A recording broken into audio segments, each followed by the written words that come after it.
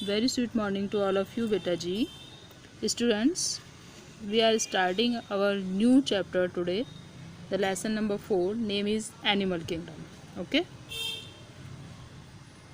so let's start the topic. Animal Kingdom. R.H. Whitaker given 5 kingdom classification. Animal is also a one kingdom from them. Okay. Animal kingdom shows a great diversity of life in comparison within the plant kingdom. जैसे plant kingdom आपने अभी पढ़ा है, तो plant kingdom में इतने ज़्यादा variations, इतनी ज़्यादा डाइवर्सिटी नहीं है जितना कि किंगडम एनिमेलिया में है. All animals are metazoans. Metazoans means multicellular, eukaryotic and heterotrophic animals. Multicellular, they have more than 1 or 2 cells. Eukaryotic, they have the true nucleus, okay, mitochondria, etc. Heterotrophic, they have the different type of mode, different type of nutrition, ठीक है, different type of mode of nutrition. Okay. Basis of classification, ठीक है, we are discussing about the what are the basis for the classification. Classification के लिए क्या क्या ज़रूरी रहा, किस बेस पर क्लासिफिकेशन किया गया है. Classification is based on their features like, okay, कुछ फीचर्स हैं जिनके बेस पे क्लासिफिकेशन किया गया. First one is arrangement. Animals को कैसे अरेंज किया जाए, जो हम अरेंज कर चुके हैं फर्स्ट एंड सेकंड चैप्टर में टैक्सोनॉमी में. ओके, टैक्सोनॉमिकल हायरार्ची में भी फाइलम, ये किंगडम फाइलम इस टाइप से आपका है ना. Level of body organization. Body में किस तरह का ऑर्गेनाइजेशन है, सेल का बना हुआ है, ऑर्गन्स हैं, या फिर सिस्टम है पूरा बॉडी के अंदर. ओके. Body symmetry. बॉडी में सिमेट्री कैसी होती है, ये आपको हम आगे अच्छे से डिफाइन करेंगे बेटा, ठीक है. यहाँ हम देख लेते हैं main features. Nature of CLM. CLM हम इसको बोल सकते हैं, कोलम हम इसको बोल सकते हैं. ओके. सीएलएम में जो है एक कैविटी होती है एनिमल की बॉडी में, वो प्रेजेंट है, एब्सेंट है ना, उस बेस पर. पैटर्न ऑफ डाइजेस्टिव, सर्कुलेटरी और रिप्रोडक्टिव सिस्टम. रिप्रोडक्टिव सिस्टम का पैटर्न कैसा है, डाइजेस्टिव सिस्टम किस तरह से है, सर्कुलेशन है वो बॉडी के अंदर कैसे होता है, ये सबको बेसिस बनाया गया क्लासिफिकेशन के लिए. Okay, let's see the level of organisation.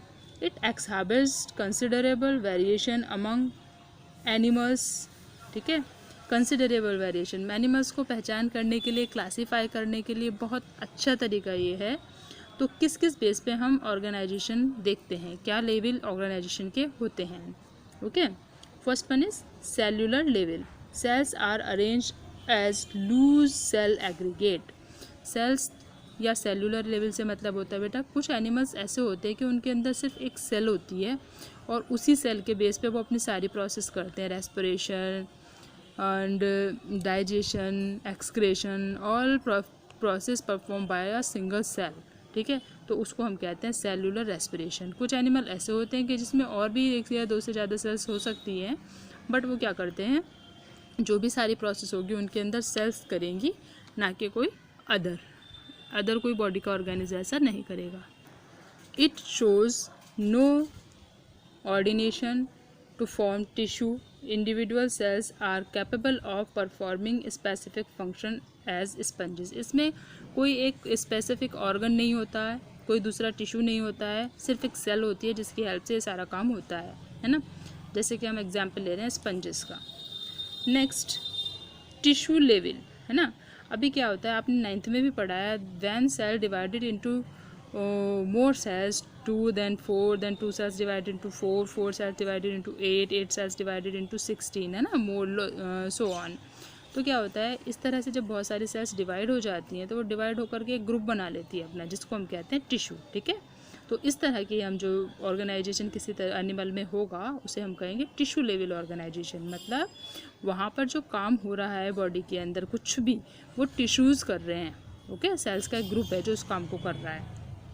Group of cells performing similar function are aggregated to form tissue. Example coelentrates यानी हाइड्रेस का एग्जाम्पल है. ओके, टिश्यू जो है वो परफॉर्म करता है किसी भी बॉडी के प्रोसेस को, ठीक है. ऑर्गन लेवल बेटा सिंपली समझ लीजिए, जैसे कि एक सेल है, उस सेल ने डिवीज़न किया और डिवीज़न करने के बाद उसने बहुत सारे टिश्यू बना लिए. ओके बेटा, तो वैसे ही क्या हुआ कि जो टिश्यूज़ हैं वो आपस में कलेक्ट होकर के एक ऑर्गन बनाते हैं। सपोज दैट आपके लंग्स हैं आपके लंग्स हैं, किडनी है, हार्ट है ना, अदर बॉडी के पार्ट्स हैं, तो वो सब क्या हैं, डिफरेंट टाइप या फिर सिमिलर टाइप ऑफ टिश्यूज से मिलकर बने हैं, तो वो बनाते हैं इस तरह से organ. Our heart is an organ, ठीक है, आवर किडनी ऑर्गन। इस तरह से जो काम होता है वो हम कहते हैं ऑर्गन सिस्टम या फिर organ level. Tissue are group together to form organs, each organ is assigned to execute specific function. एक जो ऑर्गन है वो किसी एक काम के लिए रिस्पॉन्सिबल होता है। एग्जाम्पल है प्लेटीहेल्मिन्थेस, है ना, फाइलम है एनिमल किंगडम का। Organ system level, organ system बेटा कि हमारी बॉडी में हार्ट का काम है ब्लड को पंप करना, किडनी का ब्लड को प्यूरिफाई करना, लंग्स का ऑक्सीजन के लिए काम करना। तो इस तरह ये तो इनके हो गए अलग अलग काम ऑर्गन सिस्टम। लेकिन जब हम ये कहते हैं कि ब्लड प्यूरिफाई किया, किडनी ने प्यूरिफाई करके भेजा हार्ट में, हार्ट ने भेजा लंग्स को उसमें ऑक्सीजन मिक्स करने के लिए, लंग्स ने वापस वो हार्ट को भेज दिया ऑक्सीजन देने के बाद उसे ऑक्सीजनेटेड करके, ठीक है। तो एक तरह से पूरा सिस्टम काम कर रहा है ना बेटा, ठीक है। तो group of the organ, a group of organs working together as a large unit is called an organ system, ठीक है, जिसमें सारे ऑर्गन एक साथ मिलकर के काम करते हैं। It exists in various patterns was illustrated below, ठीक है। किस किस तरह से काम करते हैं उसको हम देख लेते हैं बेटा। जैसे डाइजेस्टिव सिस्टम है हमारा, अब डाइजेस्टिव सिस्टम है तो उसमें बहुत सारे ऑर्गन मिलकर के काम करते हैं। देखिए, In animals, the mouth, tongue, teeth, salivary glands, pharynx, esophagus, stomach, small intestine, large intestine, liver, gallbladder, bile ducts, and pancreas together constitute the digestive system. कुछ इसमें ऐसी परेशानी वाली बात नहीं है कि समझ में ना आए, है ना। ये सब होते हैं तभी तो ये पूरा डाइजेस्टिव सिस्टम बनता है। जबकि क्या है, सारे ऑर्गन अलग अलग हैं लेकिन काम जो कर रहे हैं कुल मिला करके वो डाइजेशन के लिए कर रहे हैं। ओके बेटा, तो इसे हम जैसे एक दूसरा एग्जाम्पल हम ले सकते हैं और भी, जैसे हमारा रेस्पिरेटरी सिस्टम है, नोज़, लंग, ये सब कुछ होता है। अब बात आती है सिमेट्री की, ठीक है। सिमेट्री को आप ये समझिए कि ये मेरे पास एक एनिमल है, ठीक है, ये एनिमल है, ये आप कुछ भी समझ लीजिए। इस एनिमल को ना मुझे प्लेन्स में डिवाइड करना है, ये मैं इसे ऐसे डिवाइड कर सकती हूँ, ठीक है, काट दिया बीच में से, या मैं इसे ऐसे डिवाइड कर सकती हूँ, यानी वर्टिकली एंड हॉरिजेंटली कैसे भी इसको डिवाइड कर। आपका ये एनिमल ना ज़्यादा बड़ा हो गया, इसको छोटा कर लेते हैं। ये आपका एनिमल है, ठीक है, इसको आप वर्टिकली डिवाइड कर सकते हैं, आप इसको हॉरिजेंटली डिवाइड कर सकते हैं, ठीक है। तो बस ये समझ लीजिए, यही एनिमल को जो एक डिवाइड करके हम देख रहे हैं उसको हम सिमेट्री कहते हैं। Arrangement of body parts on the sides of the mean median axis of the body, ठीक है। बॉडी का जो अरेंजमेंट है उसका हम देखते हैं, उसका जो साइज़ है, उसका जो सेंटर है, उस सेंटर से उसका मेजरमेंट करते हैं हम। This idea was given by Haeckel, ठीक है, हैकेल थे, उन्होंने ये आइडिया दिया था। Animal have 3 type of symmetry, animals को 3 टाइप की सिमेट्री होती है। कौन कौन सी? Okay, first one is asymmetry, ठीक है। एसिमेट्री मतलब आप उसे काटेंगे बेटेंगे कुछ भी करेंगे उसका आप, वो जो है वो आपको एक एक्यूरेट शेप नहीं मिलेगी उसकी, है ना। Body can not be divided into 2 equal halves through any plane passing through a center, ठीक है। अगर हम सेंटर से उसके कोई प्लेन डालने की कोशिश करते हैं, जैसे आप हिंदी में कहते हैं लंब डाल दिया, तो आप उसे कहीं से भी डिवाइड नहीं कर सकते। जैसे स्पंजेस कैसे होते हैं, वो ना इरेगुलर से होते हैं, उनकी कोई एक्यूरेट शेप नहीं होती बेटा। तो इसलिए क्या किया जाता है कि हम उनको डिवाइड नहीं कर पाएंगे, डिवाइड करेंगे तो उनके 2 बराबर पार्ट्स नहीं आएंगे, ठीक है। एक आपने खरबूजे को काटा, 2 बराबर पार्ट में काट सकते हैं, पपाया बराबर पार्ट में काट सकते हैं, है ना। लेकिन क्या है कि कुछ चीज़ें ऐसी होती हैं जिन्हें हम इक्वली डिवाइड नहीं कर सकते, वो कहलाएंगे एसिमेट्रिकल, ठीक है। सेकेंड होती है by radial symmetry. Body can be cut into 2 exact halves through any plane which pass through the central axis. Body 2 exact part में डिवाइड हो जाएगी जब हम उसे सेंटर से काट के देखेंगे, सेंटर से एक्सिस डालेंगे उस पर। Such animals have 2 ends in the main body axis, the oral and aboral end, ठीक है, 2 एंड होते हैं, एक ओरल और एक aboral end, but no left and right side, ठीक है। हम इनको क्या करेंगे, कुछ एनिमल कैसे होते हैं कि हम सोचेंगे जी आधे इधर डिवाइड हो गए हाफ और आधे इधर डिवाइड हो गए हाफ, तो ऐसे नहीं हो सकते बेटे, ठीक है।